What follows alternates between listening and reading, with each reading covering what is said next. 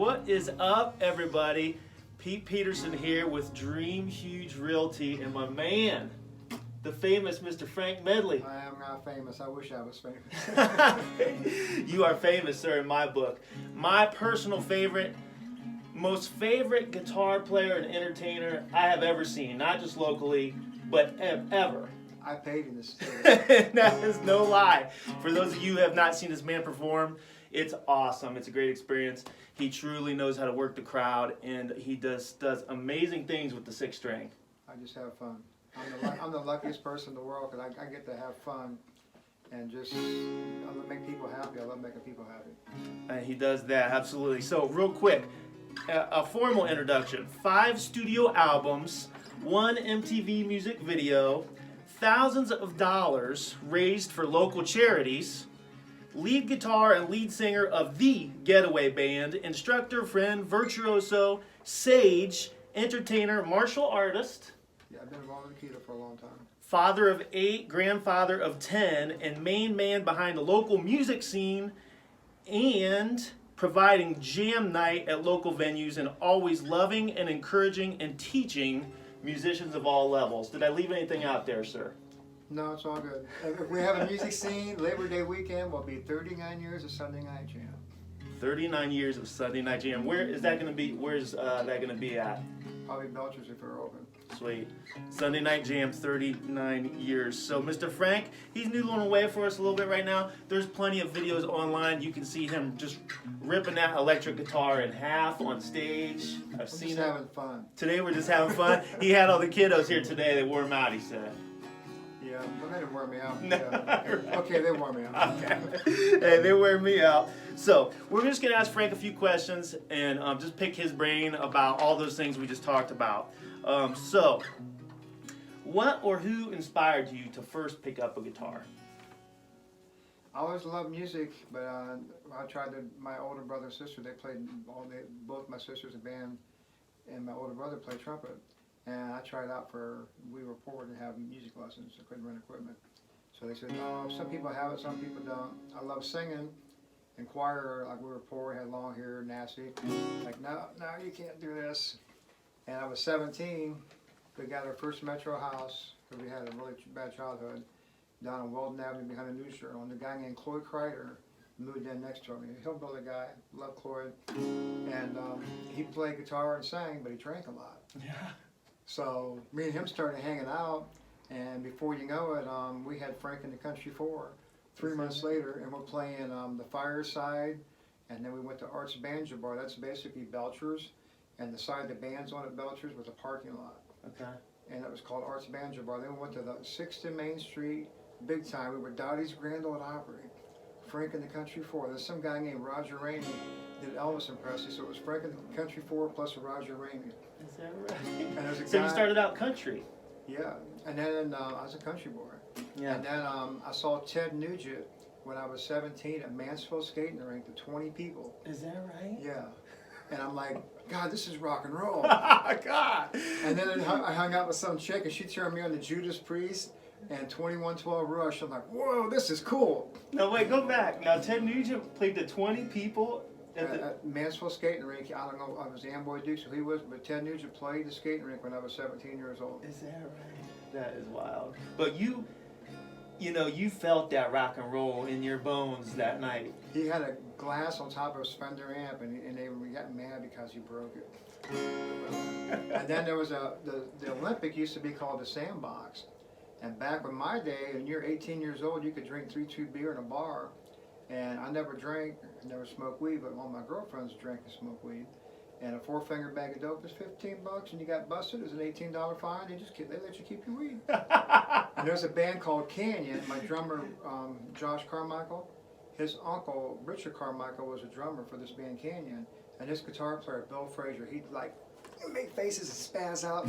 Yeah. And I'm like, that's what I want to do, man. I want to do that. So we had a little Frank in the Country 4 band, and I set up 11:30 at night until daylight trying to play Bill Frazier. We didn't have YouTube back then. Yeah. To learn, you just sat around with that turntable right there. Yeah. From 1975. Yeah.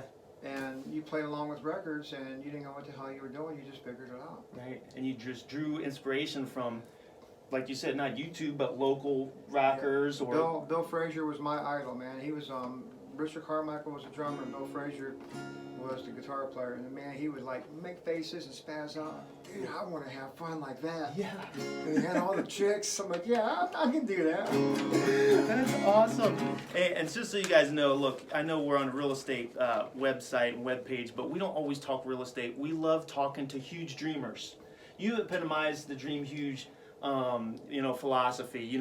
Huge dreamers, musicians, entrepreneurs, business people, influencers in the community, and that's you, Frank. So that's why we're here. Well, when I found music, this is the first time I felt like I was good enough to do anything in life, and I actually felt like I was fit in and had a family for the first time in my life. That's great. That's great. And we're gonna get to that. And you did a lot of that, and that's why so many of us love you and appreciate you, because you do a lot of this out of the kindness of your heart. I love it, man. Yeah. I'll walk in, give you a hug. How you doing? Yeah. I don't know that song, Frank. Let's do it. That's a musical family. That drummers, they're always like, I don't know how to play that song. It's in E, and I just kick it off. They have no choice but to follow me. Oh yeah. So let's get to what kind of tips would you give? Let's get into some lesson type stuff. What tips would you give a straight up beginner? I just picked up a guitar. What should I do? In martial arts and music, people lack two things: structure and practice habits. If you're a beginner guitar player, you'd be surprised how many people I meet in bars like, oh man, I used to play guitar, but I'm stuck. I'm like, let me guess, you get a little bit of this, a little bit of that. Your girlfriend and a couple of your friends thought it was cool, but you feel like you're in a rut and you suck. You don't suck. You don't have habits. You have structure and practice habits. I say every time you pick the guitar up, run through your basic chords, go to online and get a fret chart, know what your notes and strings are, and then practice DCG 1,000 times. Yeah. And then take like 3 songs, like Mary Jane's Last Dance is Easy, Can't You See, Sweet Home Alabama, just whatever songs you want. Just take 2 or 3 songs and YouTube them and play along with each song 3 times every day. And I promise you, in about a week, you're going to start to hear little ditties you didn't hear before. I didn't hear that.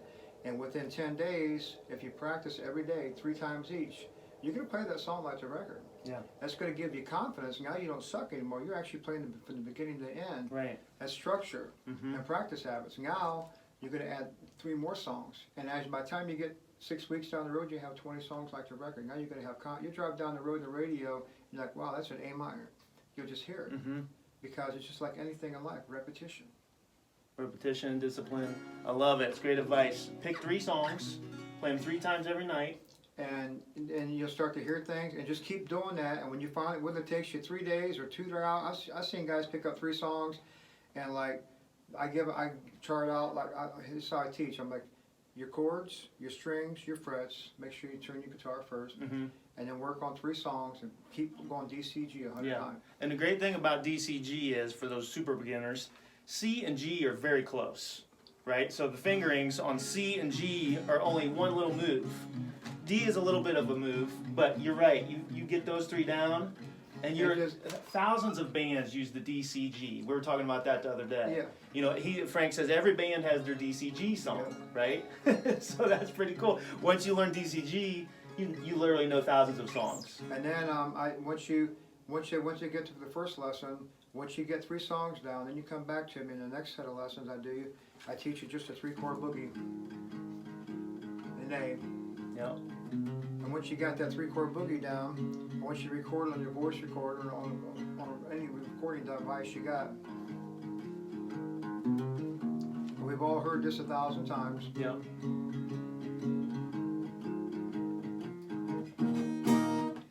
Get that little boogie down, because there's every blues song ever wrote. Johnny B. Good, Red House, every Stevie Ray Vaughan, and thousands of songs of 3-chord blues, and that's the basics of all music. Yeah. So you get the 3-chord boogie that you don't have to like blues. I tell you, you don't have to like it, learn it. Yeah. I tell people all the time, it's funny because some of the metal bands that come out, we're not solos, we don't do no covers. I'm like, okay, all your originals are going to sound the same. They have no variety. Right. I say take 10 bands and learn 1 song from each band. Now you have 20 different styles and 20 different techniques. You don't have to like them. That's awesome. I didn't like judo jiu-jitsu because it hurt my arms and my neck, but I took classes because I want to know what they know. Yeah. Yeah, you want to learn, get that variety going on. Like the guys that come to jam night, they're throwing in, well, I don't like country. Well, they're playing country, and they learn something from country. I've heard guys like, I don't like metal. That stuff is I can't understand them. All they do is scream. it's awesome music. Something to learn from each of them. Yeah. So learn it, and they, Kevin from Bonesaw, he's a jam night guy. Back in Sandals days and Mike's Pizza, he's like, I don't know how to play that. He can play anything now. He's a hardcore headbanging drummer for Bonesaw. They rock, man. They're awesome. Oh yeah. But he comes to jam night. He plays soft. He can play blues. He can play country. He can play anything because he just empties his cup, opens his mind. I want to learn something, Uncle Frank. Yes, yes, yeah. Don't be afraid to steal from other artists. Good artists copy, great artists steal. That's a quote from Vincent van Gogh. Learn everything, man. Right. Learn it, steal it, and make it your own. I wake up every day with an empty cup. I want to know knowledge. Yes, that's awesome. Always continue to learn, everybody. Absolutely. So, tell me about your favorite electric guitar on stage. What type of guitar man? Are you a Fender man? Are you a Gibson man? Well, I love the sound of a Strat, but I like a Les Paul because you got that extra bite. And I have this guitar over here. So you say extra bite. Humbucking guitars got more balls. They got more fullness to them. Yeah. Or the Stratocaster. There's a little more twangy, a little higher end. A lot of your music is wrote with a Stratocaster because it's got that perfect tone. The second position of a Stratocaster is like it. But this is my favorite guitar because it's really light. Feel like that. It's the lightest guitar you're ever going to play. Oh, yeah. It's an active body Telecaster. It's got a coil tap. You pull the tone out, now it's a single coil. Okay. And I was telling my friend Bill Thompson, I'm like, dude, I wish you could put a single coil pickup in this in the middle and a 5-way switch because I love the second position on the Strat. It sounds like because we Getaway does a lot of country, even on jam night. Country's big now. Mm-hmm. And even some of your rock has got that Fender Stratocaster sound. But when you do Sweet Child of Mine or Metallica or Theory of a Dead Man or something, you need that rock and roll. So you got that humbucker. Oh yeah. So Bill Thompson, he's like, I can do that. So he routed out my guitar. He put a Fender, Mexican Fender pickup in the middle and a 5-way switch instead of a toggle switch. Nice. So now it's like Les Paul single humbucking pickup. Second position, I got the Stratocaster and the humbucking together, so it's like a Mexican Strat. There it's just a single coil. There's both of them, and then the fifth position is that by itself, and I still have the coil tap to make it all 3 single coil if I want. Sweet, dude. And it's neck to body, 22 fret, super light, and I can bend the neck on this all day long. It just stays in. It plays like butter. That's the signature Frank model right there. My favorite guitar right That's there. awesome. I love how that turned out. See how that Frank made that his own. He said, man, I want to have a guitar that does this. Well, we made it. Bill Thompson did it for 50 Bill Thompson. $50. He's the man. Okay. Tell me, now you don't have to give away all your secrets, but tell me some of your ways that you can work and entertain a crowd. Why do club owners continue to invite you back, week after week, year after year? One thing a lot of bands do, and I hear musicians always say, you need a set list. I was looking for a bass player. Well, what songs you do? We do hundreds of songs. And we'll play an Eagles one night, and I'm doing 50s and 60s and Elvis. Next night we're doing, Pop Evil and Red Sun Rising and Metallica and, Godsmack. Yeah. But I say, you play the crowd. But the main thing is when I walk into a new place, like the Saturday before the virus shut everything down, Yeah. we played down in Newark, Ohio. There's 80 people there. I know none of them. Yeah. I don't know anybody there. But as I'm setting up, I'm watching. This is 45 years of tricks, I'm telling you right now. I'm watching this table, and this blonde lady and this guy in the middle. Every time someone walks by them, everyone knows them. So that's the most popular people here. Okay. So my first song, what are you going to do? You're going to get up there and sing for 80 people you don't know. You're going to have to take a while to impress them. Sure. So what I do, I reverse psychology. I'm the music, they're the star. So before I hit the first song, I'm like, how many people like country? How many people like rock? Blah, blah, blah. Loosen them up a little bit. And I'm like, hey, you, can I borrow, is that your wife or girlfriend? He's like, that's my wife. I said, can I borrow your wife? She's like, and I already know she's a class clown and everyone knows her. Right, So most popular person in So the I room. know she's going to say yeah. Yeah. She comes up and like, dude, now I feel bad. Will you come up here for, okay, come on. And now everybody here knows this couple. Yeah. So she's playing tambourine. I got him shaking his leg like Elvis Presley and Forrest Gump. And everyone's laughing at him. I said, you guys have any friends out there? Like, yeah, we got friends. Well, get up here and dance. So we kick off a little medley of songs. And he's out there dancing, and I'm like, oh, girls, he used to be a male stripper. Look at that shake. Right. I'm loosening the crowd up. Sure. And what's happening is everyone knows them, and because I made them the star, Yeah. and I made everyone love them, they all think I know every family secret. Sure. I'm Heinz 57 now. Yeah, you are just. They trust me. And a lot of times, 10 people will get up there and dance with them the first song. They're having fun the first song. That's awesome. So even if they don't dance, when they get done, like, give it up for that lovely couple over there with his girlfriend sitting home babysitting the kid while he's out with his wife. Just a little bit of bull crap. Yeah. But anyways, now the whole place loves me because I made them. So now it's just in every 4 or 5 songs I do some kind of little skit. I have Superman capes. I put on the people. Yeah. I make the audience a star. Sure. When we played at the casino at the lakes there last summer, the guy's like, this guy Ted he owns a casino in West Bay. He's like, I hadn't seen Ted for years because we didn't play there for a couple of years. And he's like, dude, I was going to go to West Bay Inn 2 hours ago, but I didn't know what you was going to do next. He said, you had an 80-year-old guy dancing like Elvis for his birthday. You had that pretty boy dancing around getting spanked in a Superman cape. He was afraid he might miss something if he left. Yeah, and he's like, he said, his exact words, he said, all these other bands come up here, they're phenomenal, they all got the same perfect shirts on, they got perfect sets, they sing great. But he said, the way you work the audience, he said, you made everybody here feel special and part of everything. Yeah. So I want you here every other week next year. Yeah. And he's going to rotate us, and he even give us a $200 bonus. See, it seems so counterintuitive. The first thing, a rock star's dream is to be the rock star. Look at me. But if you listen to Frank, the wise man, the rock star that has the knowledge, make the crowd the star. I love it. It's great advice. Look at me. I'm a poor guy on Sturgis Avenue with a junkie band that's lucky to make it up there because the front end's shaking off the railroad track.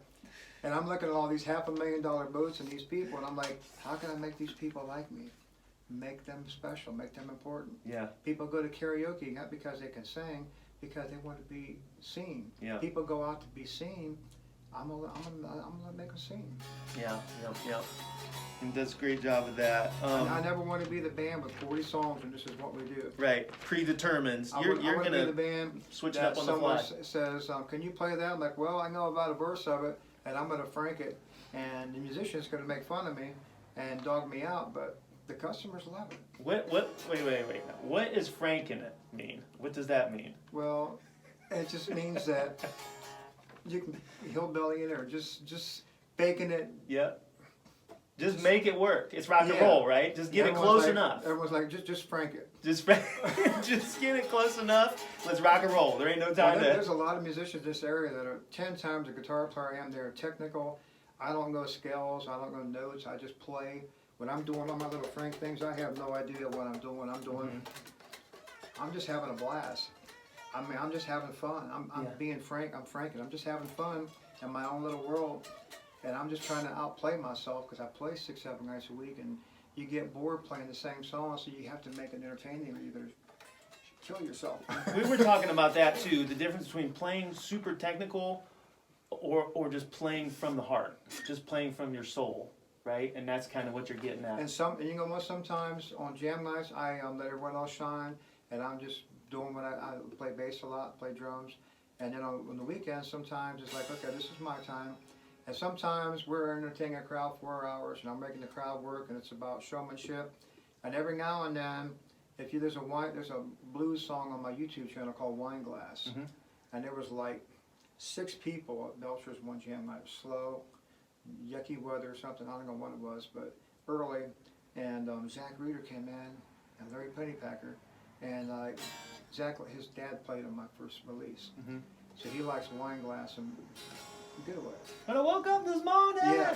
So I kicked off Wine Glass. Well, there's nobody there to entertain. There's no crowd to entertain. So I'm playing for me. Sure. And I'm just zoning. I'm like, I'll never play that lead solo like that again. I'm just zoning, I'm like trying to outplay myself and search for things in my head. Yeah. And I'm just zoning, man. And I even make a couple mistakes on it.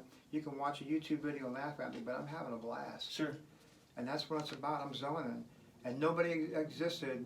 When I'm jamming like that, no one even exists. It's just me and my guitar. And every now and then, I'll get goosebumps, and you look out there, and you'll feel somebody zoning with you. Yeah.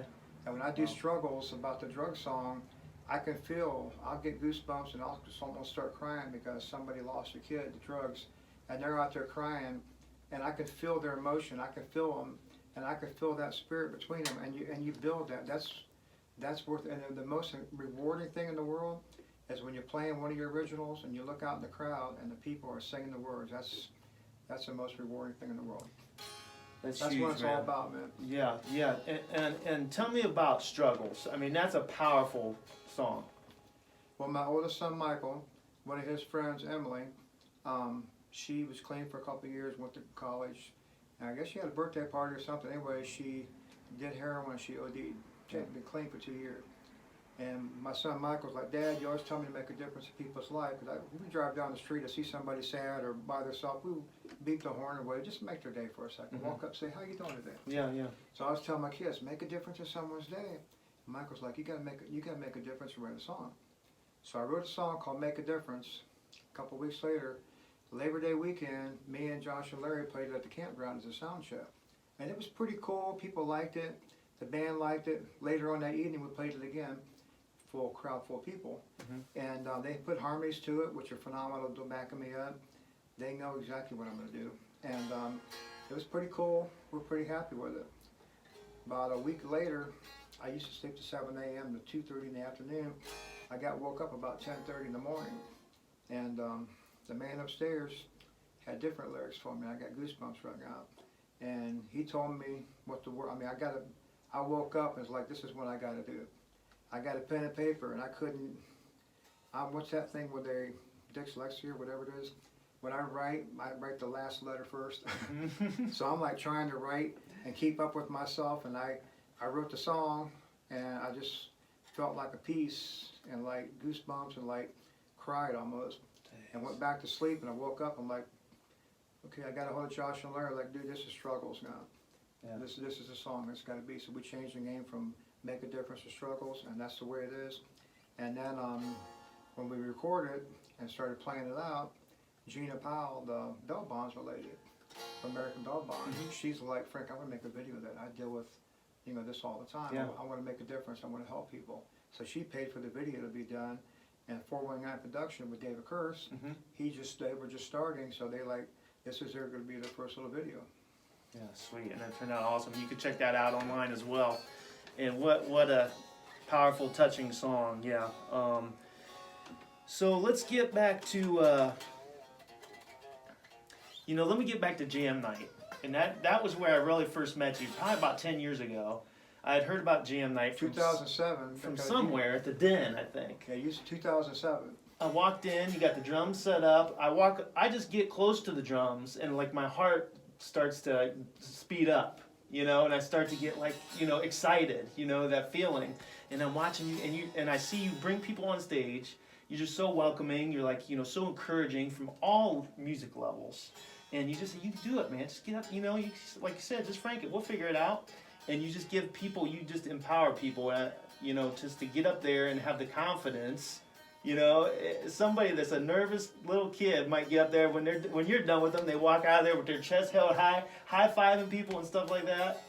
It's a true story. Well, like Taylor Swift, he come to Jam out when he's like 14, 15. That kid's phenomenal. Yeah. And he can play any instrument. What I want to do is like, I want to teach you everything I know. I want you to make it better. So you can teach me, so I don't have to practice. I never practice. I haven't practiced in 30 years. That's your I haven't practiced since my MTV video 30 years ago. Good thing we said that. We're going to get to that next. There's the pictures right there. 30 years ago, we were just talking about that, late 80s sometime. Frank in the blue spandex. Do you still have those spandex? They're black spandex. Black. Do you still got them? No, I do not. Oh, man, you probably blew a hole out in the crotch at one point. And it's embarrassing. So tell me about the MTV music video. How did that come about, and tell me about all of that. There was a guitar player, John Baker, around town. He's a phenomenal musician. He played with Galadriel, which was Bambi, and Jennifer. And he's a great guitar player, but they wanted someone with the show. And I was doing the jam at the party house with long hair. I'm out there flicking my hair around, having a blast. Oh, yeah. That's what we want. We want that. Well, John, he went another direction. I think he went with Street Fox or somebody. I don't know. So I practiced with him like 30 hours a week, like a job. you know, and we worked on this video, like a 2-hour set, and they rented out night moves, and we had the security guards from Eddie Van Halen, Monsters of Rock was our security guard. No way. Yeah, you can see it. And then they had a limousine Yeah. pull us up to the front door, and Y105, Tony, I don't want to go with Tony, whatever the hell her name was from Y105, she had everyone lined up from the door all the way to our stage. And the martial artist guy, Stan Hart, Okay. he passed away. He was part of the camera crew in our security. They all had red shirt. We had like 8 camera people there, and it was awesome, man. It was the biggest production Mansfield ever did, I think. Larry Pennypacker put like 3 light shows together. Street Fox let him use follow spots and stuff. We had like 2 follow. It was awesome. So how long did the whole shoot take? About an hour and a half, 2-hour show. Okay. For a 2.5, 3-minute song. I never got to saw the video though. They said the one song put in MTV Basement tapes a couple times. Yeah. I never got to see the video. Oh, we gotta find that tape somewhere. If you guys watching out there in YouTube land, we need to see that tape. What was the name of the song and what was the name of the band? I think it was the band was Galadriel, and I think Medusa was the song they put on there. Okay. I had a blast. Wow. I didn't care about getting paid or getting fired. Right. I was just like, okay, I had fun. That's amazing. Okay, 5 studio albums. Do you want to tell me a little bit about each album and some of your favorites? You know, some of your hits. Where you started with the first album. Well, I went to. I was always. I wrote a couple songs with Getaway, and Jeff Reeder and Eric Dudley was the bass player and drummer. Is that Zach's dad, Jeff Reeder? And I went out to David King, real good singer. He's like, hey man, why don't you play a couple songs in my cassette? I'm real to. So I went out to this guy Ken's house out there between Ashland and 511, a little basement studio. He had a studio in his basement. And I played guitar for David King and a couple of songs. I'm like, well, this guy's really nice. He's fun. Cool. Hey, dude, I want to do a cassette. He said, okay, book it. So I got a hold of my band. I'm like, look, we're gonna be in the studio next Wednesday. We're gonna do a song. What songs are they? Just follow me. And I'm telling you, Jeff and Eric are this good. They never even heard these songs. They played Getaway one time, a couple times maybe, and Wine Glass we did. But the Dreams and Party with the Band, they went to like one time at the studio. Second time was a take, no shit. Wow. And Party with the Band's got a lot of stops and breaks, but those guys just knew me. Mm-hmm. They knew when I was going to shake my hair, my ass, they just knew me like the back of my hand. That's that chemistry. Yeah, dude, we just gelled. Yeah. So we went in there probably 3 hours and recorded all 4 songs, give them $20 for gas, and they left. And Eric, he's just a phenomenal bass player. He just zoned right in, and his Reader, they just knew what I was going to do. Yeah. And the cassette had 4 songs on one side and then 4 acoustic songs on the other. Okay. That was in '95. In 2001, I was going to do a blues CD because I was talking to some people at the Hell's Harley shop, and this guy named Dave, big biker guy, said, "Look, dude, you do a blues CD. We'll put you on these 5 magazines with Easy Rider, and we'll get you." I was going to give them $1 a CD. They're going to promote my CD for $1 a CD. They sell 1,000 CDs, they get $1,000. They sell a million, they get $1 million. Okay. They sell nothing, we get nothing. So I recorded a blues CD, and I was playing 7 nights a week with a new baby. Didn't have time really. The rough mix sounded great, and they handed me the master. I shipped it off, got 1,000 copies. I get the 1,000 copies, I'm listening to them like, that's horrible. No. And the mix is not good. It's well, the guy that did the mastering on it, he put all these reverse flange and effects and stuff, and every song had a different EQ. I think the rough mix was incredible. Yeah. But the way I don't know if he mastered it, I don't know what happened, but anyways, it wasn't good enough to be an Easy Rider. Yeah. So I just let it go. The following year, the 911 happened. So in 2002, everyone's wanting Catch Me If You Can. Mm-hmm. And they loved that song on my original, on my cassette. So I did, my drummer Richards at the time, I said, I'm going to Akron to the studio, and I'm going to do these 5 new songs in a band version of Catch Me If You Can. So he never even heard of Die in the Ghetto or anything. I just follow me. Yeah. And people that play with me, after a while, they get used to knowing me. Mm-hmm. We went up to Akron, and we were there quarter after 3 and 20 after 8. We were done. Wow. Did the whole CD. Dang. So he remastered the cassette with the 5 new songs and the band version of Catch Me If You Can on my 3rd CD. Mm-hmm. And it had a picture of, there it is. Oh, yeah. Jeremy Fox, well, he was in Aikido with me at the time. And Jeremy and his brother both do, what's that, where they do the stuff on motorcycles and cars and boats and stuff? They airbrush and paint. Jeremy Fox drew that picture by hand. It took him about 52 hours to draw that by hand. It's Jesus above the Twin Towers. Yeah, you get to see all the awesome history and flyers and tapes and CDs and pictures and photographs and different bands and family and everything in this studio right here is awesome. That was my 3rd release. And then in 2007, when I met you, we're doing the Special Wish Foundation every year, and Brian Lang and a couple other families that lost their children, like, hey man, I said, I'm doing a tribute to this. I wrote a song about Special Wish, write down some stuff, and I'll make a song. And it's weird because Brian Lang gave me like 5 pages when he wrote about his daughter, and it's supposed to be about butterflies. And every time I mentioned butterflies, and when I'm writing the song, I kept seeing rainbows. So I called it Butterflies and Rainbows. And I took the song to Napa, where Brian worked, and I played the song for him. He just started bawling. We walked in, first of all, there's a penny on the table. His daughter always found pennies and gave them to him. But he said, how'd you know about the rainbows? I'm like, dude, every time I worked in the song, I got goosebumps, and you said butterflies. No one said anything about rainbows, but I just thought I could always see rainbows. So it's butterflies, and I got goosebumps right now thinking about it.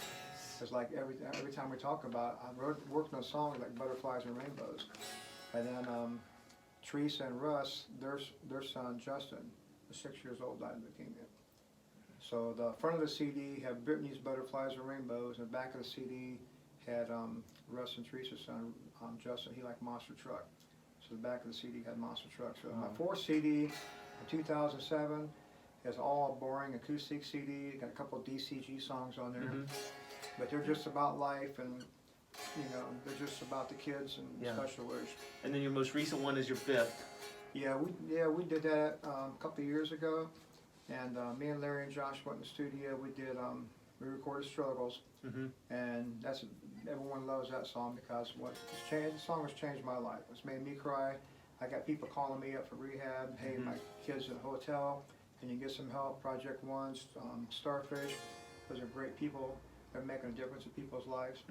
But anyways, then I wanted to do a pop song. And my daughter was living with me. She's 22 now. She's always talking about love. Dad, I want someone to be mine. So I'm like trying to write to the 5 to 15-year-old target. The 5 to 15-year-olds, they listen to music and they buy music. People, you're never going to make a penny selling originals. Yeah. I don't think I made $100 on all 5 CDs. Yeah. Where can you buy the CDs or download the music? DistroKid has them. You can download them for 99 cents a song, or I have CDs with me. I sell for $5. Yeah. DistroKid, check it out. That's online, yeah. If you guys want to support Frank through this here coronavirus junk, DistroKid, it's online. You can download all 5 albums? Yeah, 3 of them. 3 of the albums, guys. I couldn't get the 3rd one to load. But so we got this Run, Run, Run song. It's a pop song. In the middle of the song, I hit this super high Mariah Carey voice. No, it's cool, but Run, Run, Run and mine are pop songs. And then you got Struggles, the first song. And then Broken Wings about my dog. I had a Labrador, 15 years old. He let the birds eat his food, drink his water. Went out there one day, feeding breakfast, and the blackbird had a broken wing, and my dog kept freaking out, coming to me to the bird, like, Dad, fix the bird. I'm like, what can I do? Well, my dog died about a month later. So I thought about that bird, my dog, and my life. I'm like, wow, we crawl, we try, we stand, just to fall back down. But you got to try and stand. So I wrote the song called Broken Wings. Yep. Probably the coolest lead solo I've ever done, and people tell me I sound like Matchbox 20 singing it. Wow. Because I kind of frank it and talk a little bit. And then the last song was a instrumental. You heard that. Yeah, oh, that's excellent. And it was actually a love song called Never. I never want to be in love again because I've always got hurt and screwed over. And I'm like, I was writing this real pretty love song, and the guitar was really cool. And a couple people heard it, like, wow, that should be an instrumental. I'm like, dude, instrumentals are stupid.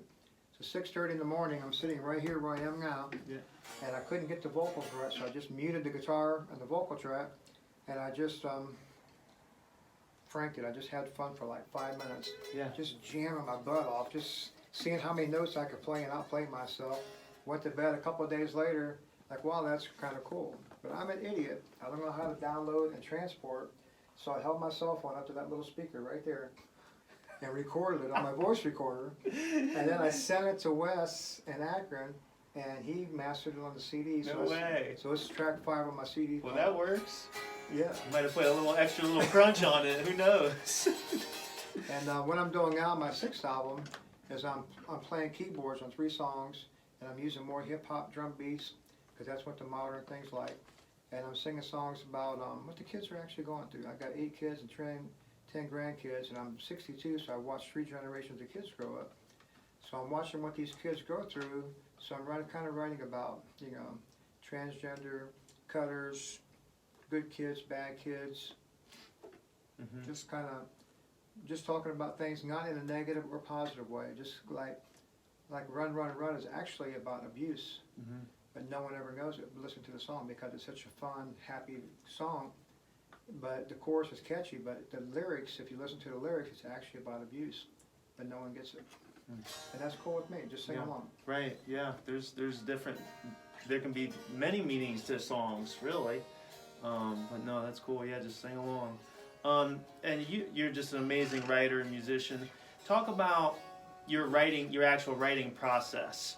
Do the lyrics come first? Does the music come first? Does the idea come? I mean, how does that all, and then how do you record it? Usually, I got about 17 songs wrote with, I got ideas, I hit it, sometimes you just hit a chord. Like Run, Run, Run was, I teach people how, well, I'm going to teach you later on how to play leads using chords. There's an E, A, B, E, and I was just,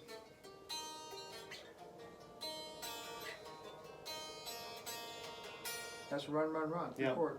So it was basically my E world, and I just made a song out of it. Okay. Because I was talking about, I watched my daughter's friends go through some kind of stuff with their parents and, you know, alcohol and different things. I'm like, wow. But I don't want to make something depressing or like make you go, oh, people don't like anything negative. So I wanted to do it in a positive way with positive upbeating music and sneak in a point of view. Sure, yeah. Like the one verse says, scars in her body, scars in her mind. They creep into her room, again, she's going to run away. You know, it's just like, it's there, but they don't, you have to listen to the lyrics. Right, it's women hear lyrics, guy, I don't know, I never listen to lyrics. I listen to the drums, bass, and guitar. For me, I always listen to the bass first, and then the drums, and then the guitar. Well, last I just want to touch on your awesome job with charity work and giving back to community. And every February, for how many years? It was 25 or 26 years this last February. You know, I raised my oldest kids by myself pretty much. Michelle was in 10th grade and went to a funeral, and it was Brittany Lang's funeral. A beautiful little girl laying there in a casket. And Brian Lang, me and him went to school together. And you watch, you know, you got 100 kids lined up there crying. And I was already doing, Frank Boyd got me started with the Blues Fest. Started at the Humsinger Park with Frank Boyd started it. Okay. And me and Frank did it out there a couple of years. I just helped him out. Like, hey Frank, I need equipment. I'm like, okay, I'll play it. Right. Here's some stuff. And then we moved it to the. So what was Blues Fest? Was Blues Fest raising money as well? No, it was just it was just a Blues Fest. Yeah, no, I didn't worry about. No one got money. Then I moved it over to the Union Hall across from GM. And what I did out there, we'd have 10 or 12 bands play, and I did all the work of promoting and provided everything, and we basically split the door. So every band, whatever the expenses were, we all got the same amount of money. Then a few years later, Katrina got a hold of me and talked about the Special Wish. I'm like, wow, this is awesome, because I'm doing all the work, and everyone else is getting paid, and I'm getting 25 bucks like them. And I spent, 6 weeks doing all this promoting and everything else, and my kids are working the door, and my kids are small. Yeah. So we did the special wish thing at the Liederkranz. Sure. And I'm like, well, this is cool. So we paid every band $100 a piece to play. Mm-hmm. That was easy. And then the rest of the money went to the kids. Well, after a few years, I'm like, no, you should be helping the kids out. Yeah. Because I've been to a couple of these funerals. You watch these kids die. You're meeting the parents, and they're watching their kid go through chemo and radiation for 2 years, and then they die or whatever. It breaks your heart. Sure. A lot of musicians don't even know what we're doing out there. Right. But I've been to the funerals. I've been to the hospital bed, and it breaks your heart. So then we're like, okay, you want to play the fest? No one's getting paid. 3 or 4 of the bands have never played there because they're like, we're not getting paid, they're playing. But you know what? I'm proud of the Mansfield music scene. We have an incredible music scene. Yeah. 22 bands every year. This last year, I think I had 7 acoustic acts and 34 bands that wanted to play the fest. Wow. I had 4 or 5 bands pissed at me because I saw them in September, October. I want to play the fest. Okay, no problem. Well, then I don't see them for 3 or 4 months, and they're like, dude, you told me you're going to play the fest. Okay, that was in October. Right. I'm out here 7 nights a week playing.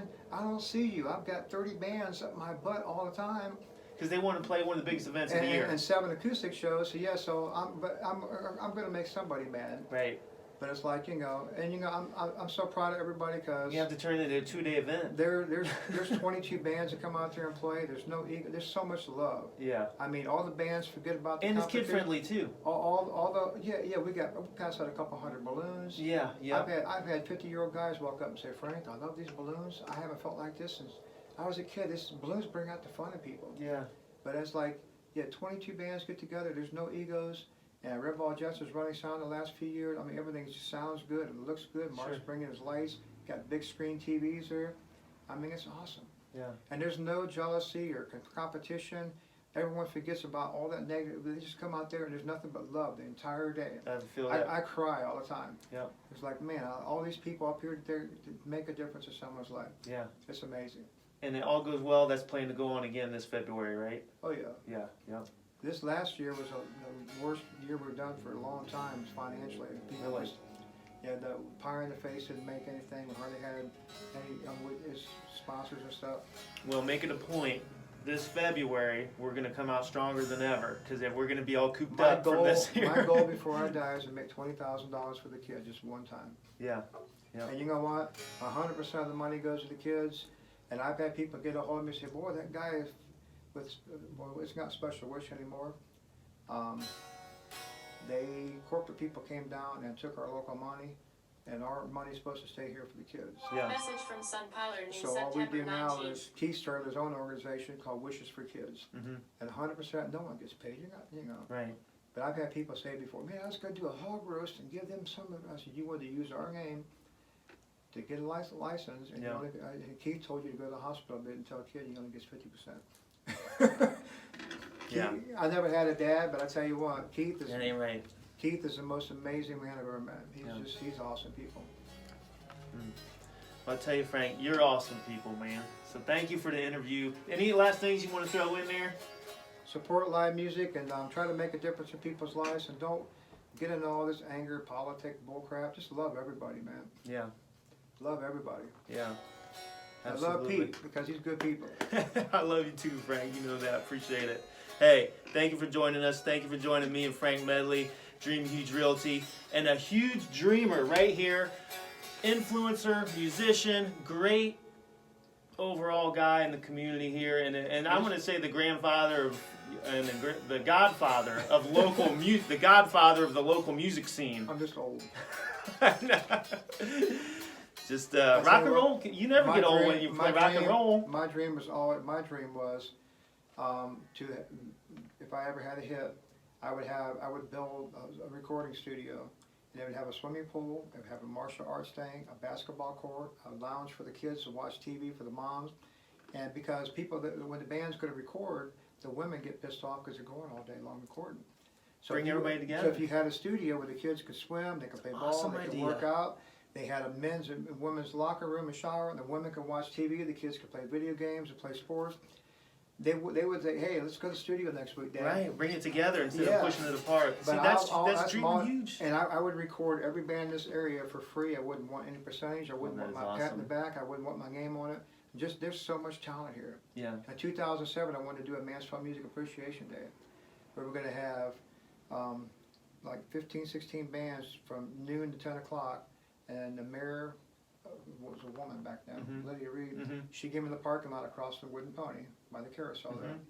But I had to pay for the stage, I had to pay for the security, I had to pay for the porta pots, and I was like, I don't have $4,000. Right. And I went to all the local businesses, and I didn't really get a lot of support. But my dream was to, man, all these bands doing originals, no covers, just original music.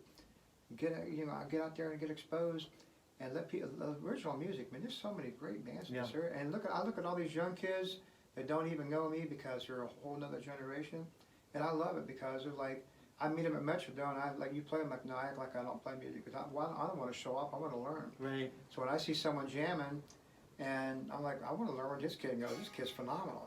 Sure. You know, some 16-year-old kid don't. I'm like, whoa, how'd you do that, man?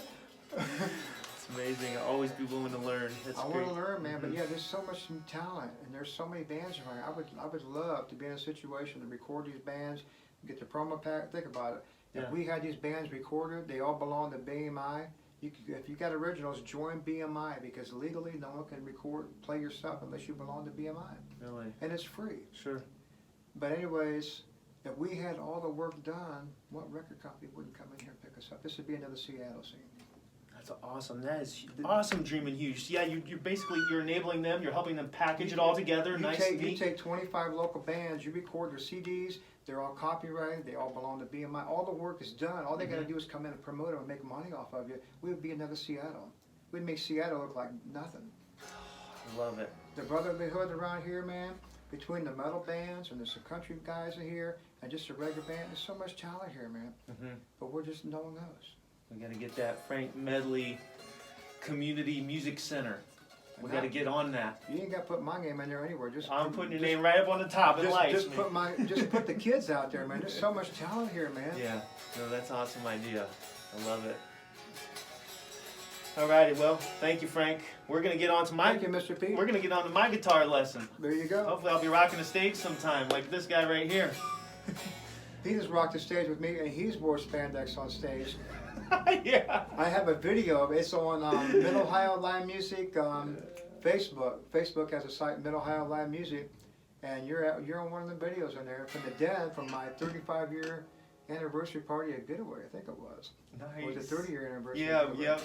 30-year anniversary of Getaway a couple of years ago, and you and what's the senior citizen kid? What's his name? Jeff Price. Awesome, I love Jeff. Yeah. He was a teenager standing on tables with long hair. He's wild. Senior citizen. I love this kid. Yeah, yeah. And they're like, he's like Kenny Fryer. Kenny Fryer was a back with Tim Beer and Ronnie and me played the Party House. He'd stand on tables and stuff. But Jeff Fryer, he loves it, man. Oh yeah. That's what you love, that energy, right? He loves it from his heart, Yeah. man. Yeah, that's funny. Well, we learned the moves from right here, from the best. All right, we'll see y'all next time. Thanks for joining us. Take care.